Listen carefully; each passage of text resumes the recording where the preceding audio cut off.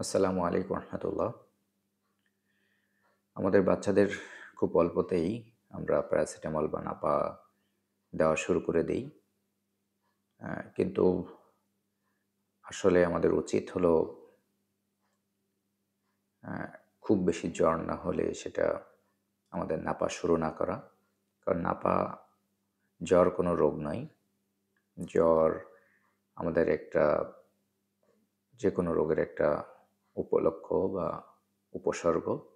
আমাদের শরীরে যখন কোনো জীবাণু বা কোনো রোগ জীবাণু আমাদের শরীরে ঢোকে তখন আমাদের বডি মেকানিজম সেই জীবাণুগুলোকে ধ্বংস করার চেষ্টা করে। তার ইফেক্ট হিসেবে সাধারণত জ্বর আসে। তা আমরা যখন সাথে সাথেই প্যারাসিটামলটা দিয়ে ফেলবো তখন আমাদের বডি এই মেকানিজমটাকে খুব ঠিকঠাক মতো কাজ করতে পারে না।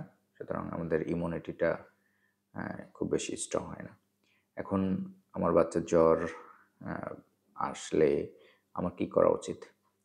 এবং আমার জ্বর হলো ১০১ বা ১০২ এর নিচে। আমার এই অবস্থায় বা অনেক বেশি জ্বর আসছে, ১০২ এর বেশি জ্বর আসছে। আমি কয়েকবার নাপা খেয়ে খাওয়িয়ে ফেলেছি বা আমি ডোজও দিয়ে ফেলছি। এই মুহূর্তেও আমার জ্বর বাচ্চার কমতেছে না। আমাদের ঘরোয়াভাবে যেটা সবচেয়ে ইফেক্টিভ সেটা হলো ট্যাপিটি স্পঞ্জিং। অর্থাৎ আমরা আ ঠিক এ ধরনের আ গ্লাসে করে গরম পানি নেব। সেই গ্লাসের ভিতরে ১.৫ গ্লাস থেকে আ ২ গ্লাস আরও স্বাভাবিক পানি দিয়ে আমরা এই পানিটাকে ঈষৎ উষ্ণ গরম, অর্থাৎ হালকা গরম পানি করে আমরা ১ হাত সমান একটা তোয়ালে বা নরম কাপড় নিতে পারি এ ধরনের। সেটাকে আমরা ভাঁজ করে ভালোভাবে পানিতে উষ্ণ গরম পানিতে ভিজিয়ে এটা নিংড়ে হালকা হালকা ভিজা ভিজা রেখে আমাদের বাচ্চার শরীরটাকে মুছিয়ে দেব। চেপে চেপে মুছাবেন ১০ থেকে ১৫ সেকেন্ড করে চেপে ধরে।